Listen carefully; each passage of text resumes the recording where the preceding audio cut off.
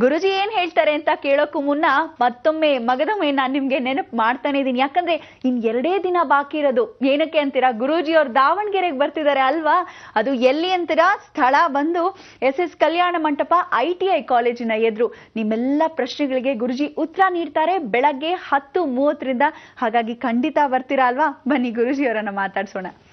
ಗುರುಜಿ, ನೀವು ಹೇಳ್ತಿದ್ರಿ ಕಾರ್ಯಕ್ರಮದ ಪ್ರಾರಂಭದಲ್ಲಿ ನಮ್ಮ ಚಾಮುಂಡೇಶ್ವರಿಯ ಉತ್ಸವ, ಹಾಗಾಗಿ ಮನೆಯಲ್ಲೇ ನಾವು ಏನೆಲ್ಲ ತಯಾರಿಯನ್ನ ಮಾಡ್ಕೊಬೇಕು ಅಂತ ಹೇಳ್ತಾ ದುರ್ಗಾ ಸಪ್ತಶತಿ ಕೂಡ ನಾವು ಹೇಳ್ಕೋಬೇಕು ಮನೆಯಲ್ಲಿ, ಅದರ ವಿಧಿವಿಧಾನ ತಿಳಿಸ್ಕೊಡ್ತೀನಿ ಅಂತಿದ್ರಿ. ನಿಜ ನೋಡಿ, ಈ ದುರ್ಗಾ ಸಪ್ತಶತಿಯನ್ನ ಚಾಮುಂಡೇಶ್ವರಿ ಜನ್ಮದಿನೋತ್ಸವದಂದು ಯಾರು ಯಾವ ಮನೇಲಿ ಹೇಳ್ಕೊತಾರೋ, ಸಪ್ತಶತಿ ಅಂತಕ್ಕಂಥ ದುರ್ಗತಿ ನಾಶನಂ ಅಂದರೆ ನಮ್ಮಲ್ಲಿ ಯಾರು ಶತ್ರುಗಳಿರ್ತಾರೋ ಶತ್ರು ಧ್ವಂಸವಾಗುತ್ತೆ. ಶತ್ರು ಅಂದಾಕ್ಷಣಕ್ಕೆ ಯಾವನೋ ಬೇರೆಯವನ ಶತ್ರುನೇ ಇರಬೇಕು ಅಂತಲ್ಲ. ನಮ್ಮಲ್ಲಿರ್ತಕ್ಕಂಥ ರೋಗ ರುಜಿನಗಳು ಶತ್ರುಗಳೇ, ನಮ್ಮಲ್ಲಿರ್ತಕ್ಕಂಥ ದುಷ್ಟರು ಶತ್ರುಗಳೇ, ನಮ್ಮಲ್ಲಿರ್ತಕ್ಕಂಥ ಆರ್ಥಿಕ ಪರಿಸ್ಥಿತಿ ಸರಿ ಇಲ್ಲ ಅಂದರೆ ಅದೂ ಶತ್ರುನೇ. ಎಲ್ಲವೂ ಪರಿಸ್ಥಿತಿಗಳು ಸರಿ ಹೋಗಬೇಕಾದ್ರೆ ಆ ದುರ್ಗಾ ಸಪ್ತಶತಿ, ಗಂಡ ಹೆಂಡತಿ ಅನ್ಯೋನ್ಯತೆ ಇಲ್ಲದ ಶತ್ರುಗಳೇ ಅದು ಪರಿವರ್ತನೆ ಆಗಬೇಕಾದ್ರೆ ದುರ್ಗಾ ಸಪ್ತಶತಿ. ಮಕ್ಕಳು ದೂರ ಆಗೋಗಿದ್ರೆ ಹತ್ತಿರ ಬರಬೇಕು ಅಂದ್ರೇನು ದುರ್ಗಾ ಸಪ್ತಶತಿ. ಅದೇ ರೀತಿ ಗಂಡ ಹೆಂಡತಿ ಬೇರೆ ಆಗಬೇಕಾದ್ರೆ ಪರಿಪೂರ್ಣ ಅನುಗ್ರಹ ಮತ್ತೆ ಬೇಕು ಸೇರಿಸು ಅನ್ನಕ್ಕೂ ಅದೇನೆ. ಇಂಥ ಜಲಮದಲ್ಲಿ ಇಂಥ ಗಂಡ, ಅಯ್ಯೋ ರಾಮ ಇಂಥ ಮಾರಿ ಹೆಂಡ್ತಿ ಖಂಡಿತ ಬೇಡಪ್ಪ ಅನ್ನೋವಾಗಲೂ ದುರ್ಗಾ ಸಪ್ತಶತಿನೇ. ಅದಕ್ಕೆ ಈ ದುರ್ಗಾ ಸಪ್ತಶತಿ ಅನ್ನೋ 700 ಶ್ಲೋಕ ಬಹಳ ಮುಖ್ಯವಾಗಿರ್ತಕ್ಕಂಥದ್ದು ಜೀವನ ಘಟ್ಟದಲ್ಲಿ. ಆದರೆ ಇದನ್ನು ಹೇಳ್ಕೊಳ್ಳೋಕ್ಕೆ ಕೇಳೋಕ್ಕೆ ಬಹಳ ಜನಕ್ಕೆ ಕಷ್ಟವಾಗಬಹುದು. ಯಾಕೆಂದರೆ ಲಿಪಿಗಳು ಸ್ವಲ್ಪ ಮಟ್ಟಿಗೆಲ್ಲ ಬಹಳಷ್ಟು ಕಷ್ಟ, ಉಚ್ಚಾರಣೆಗಂತೂ ಬಹಳ ಕಷ್ಟವಾಗುತ್ತೆ. ಆದರೂ ಸಹ ನೀವೇನು ಮಾಡ್ಬೋದು, ದುರ್ಗಾ ಸಪ್ತಶತಿ ಕ್ಯಾಸೆಟನ್ನು ತೊಗೋಬೋದು.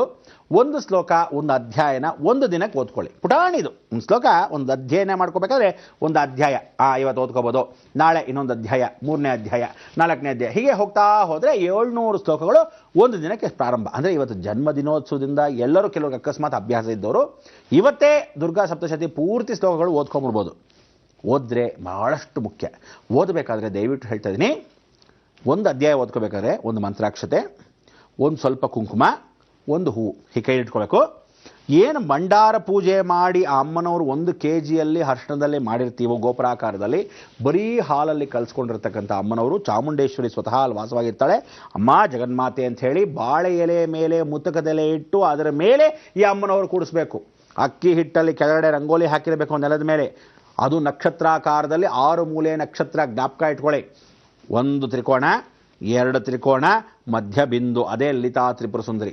ಓಂ ಐಂ ಕ್ಲೀಂ ಸೌಹು, ಓಂ ಕ್ಲೀಂ ಸೌಹು ಐಂ ಅಂದರೆ ಆಗ ಆ ಬಾಲಮಂತ್ರ, ಆ ಬಾಲ ತ್ರಿಪುರ ಸುಂದರಿ ಸ್ವತಃ ಕೂತ್ಕೊಂಡಾಗ ಬಾಲಮಂತ್ರನ ಹಾಕಿ ನಮಸ್ಕಾರ ಮಾಡಿ ಚಾಮುಂಡೇಶ್ವರಿನ ಸ್ಮರಣೆ ಮಾಡ್ಕೊಂಡು ಪೂಜೆ ಮಾಡೋದು. ಗಮನ ಇಟ್ಕೊಂಡು ಸರಿಯಾಗಿ ಕೇಳ್ಕೊಡಿ. ಇವತ್ತಿನಿಂದ ಪ್ರತಿ ವರ್ಷವೂ ಮಾಡ್ತಾ ಇರಬೇಕು ಆ ಜನ್ಮದಿನೋತ್ಸವನ. ಆಷಾಢ ಶುಕ್ರವಾರದಲ್ಲಿ, ಕೊನೆ ಶುಕ್ರವಾರದಲ್ಲಿ, ಆಷಾಢ ಮಾಸದ ವಿಶೇಷವಾಗಿರತಕ್ಕಂಥ ಈ ದಿನ ಸುದಿನ ಸರ್ವದಾ ನಿತ್ಯ ಕಲ್ಯಾಣವನ್ನು ಕೊಡ್ತಕ್ಕಂಥ ಜನ್ಮದಿನೋತ್ಸವನ ಹೇಗೆ ಗೌರಿ ವ್ರತ, ಹೇಗೆ ವರಮಹಾಲಕ್ಷ್ಮಿ ವ್ರತ, ಹೇಗೆ ಪರಿಪೂರ್ಣವಾಗಿ ಧನಪ್ರಾಪ್ತಿಯನ್ನು ಕೇಳ್ಕೊತೀರಾ, ಸರಸ್ವತಿ ಹಬ್ಬ ಹೇಗೆ ಮಾಡ್ತೀರಾ ನವರಾತ್ರಿಯಲ್ಲಿ, ಹಾಗೆ ಈ ವಿಶೇಷವಾಗಿರ್ತಕ್ಕಂಥ ಜನ್ಮದಿನೋತ್ಸವನ ಆಚರಿಸ್ಕೊಳ್ಳಿ. ಇವತ್ತಿನಿಂದ ಇಡೀ ಜಗತ್ತಿಗೆ ಪರಿಪೂರ್ಣವಾಗಿ ಆ ಸಾರತಕ್ಕಂಥ ವಿಚಾರವನ್ನು ನಾನೇ ಖುದ್ದಾಗಿ ಜವಾಬ್ದಾರಿ ತಗೊಂಡಿದ್ದೀನಿ.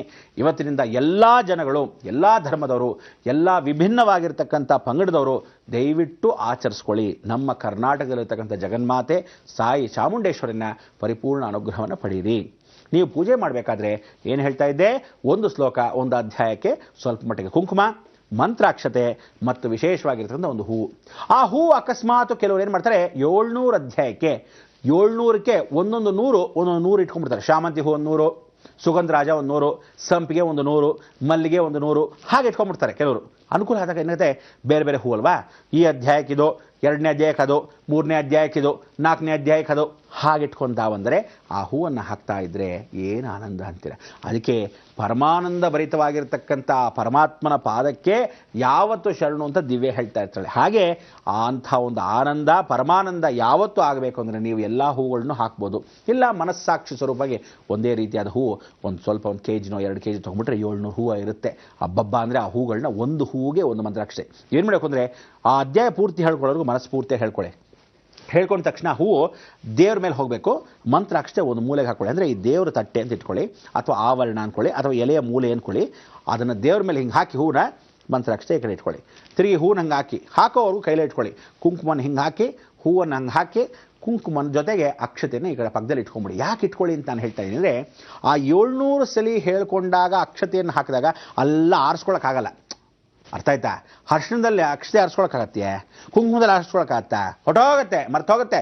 ಅದಕ್ಕೆ ಅಕ್ಷತೆಯನ್ನು ಪಕ್ಕದಲ್ಲಿ ಇದ್ದರೆ ಏನಾಗುತ್ತೆ, ಒಂದು ಡಬ್ಬಿಯಲ್ಲಿ ಇದಾದ ಮೇಲೆ 700 ಶ್ಲೋಕ ಆದಮೇಲೆ ಈ ಡಬ್ಬಿಲಿ ಹಾಕೊಂಡಿರ್ತಿರಲ್ಲ, ಈ ಶಕ್ತಿ ಆ ಮಂತ್ರ ಸಹಿತವಾಗಿ ಈ ಕೈ ಅಂದರೆ ಸೂರ್ಯನಾಡಿ, ಆ ಸೂರ್ಯನಾಡಿಯಲ್ಲಿ ಹಾಕಿರ್ತಕ್ಕಂಥ ಮಂತ್ರಾಕ್ಷತೆ ಇದ್ದರೆ ಅಡುಗೆಗೆ ಹಾಕುವಾಗ 2 ಅಕ್ಷತೆ ಕಾಳು, ಕಣ್ಣಿಗೆ ಹೊತ್ಕೊಂಡಾಗ ಬಾಯಿಗೆ 1-2 ಕಾಳು, ರಾತ್ರಿ ಮಲ್ಕೊಳ್ಬೇಕಾದ್ರೆ 1-2 ಕಾಳು ಹಾಕ್ಕೊಂಡು ಮಲ್ಕೊಳ್ಳೋದು, ಹೊರಗಡೆ ಯಜಮಾನ್ರು ಹೋಗ್ತಾ ಇರ್ತಾರೆ ತಲೆ ಮೇಲೆ ಹಾಕೊಳ್ಳೋದು. ರಕ್ಷೆ ಹೆಂಗಿರುತ್ತೆ ಅಂದರೆ, ಮಕ್ಕಳು ವಿದ್ಯಾಭ್ಯಾಸ ಹೋಗ್ತಾರೆ, ಒಂದು ಅಡುಗೆಗೆ 1-2 ಹಾಕ್ಬಿಟ್ರೆ ಆ ಕಾಳು ಸಮೇತವಾಗಿ ಊಟ ಎಲ್ಲರೂ ಮಾಡಿದ ಮಹಾಪ್ರಸಾದ. ಈ ರೀತಿ ಅಕ್ಷತೆ ಕಾಳಿಗಿರ್ತಕ್ಕಂಥ ಮಹಿಮೆ ಅಷ್ಟು ವಿಶೇಷ. ಅದಕ್ಕೆ ನಾನು ಹೇಳೋದು, ಅಕ್ಷತೆಯನ್ನು ಅರ್ಶಿಣದಲ್ಲಿ, ಕುಂಕುಮವನ್ನು ಯಾವತ್ತು ಕಳ್ಕೋಬೇಕೋ ಅದನ್ನು ಹೇಳ್ತೀನಿ, ಕಾಯ್ತಾರೆ ಬಂದು.